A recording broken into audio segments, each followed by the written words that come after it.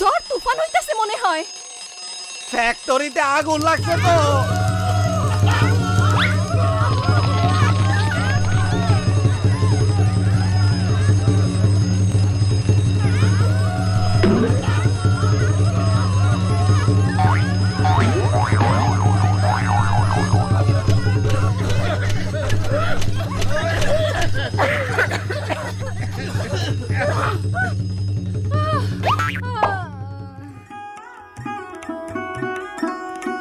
শোনো তোমরা সবাই, আমি আজ তোমাদের বলবো ফ্যাক্টরিতে আগুন লাগলে কি করতে হয়। যাতায়াতের পথে এইভাবে মালামাল বা কার্টন রাখা যাবে না।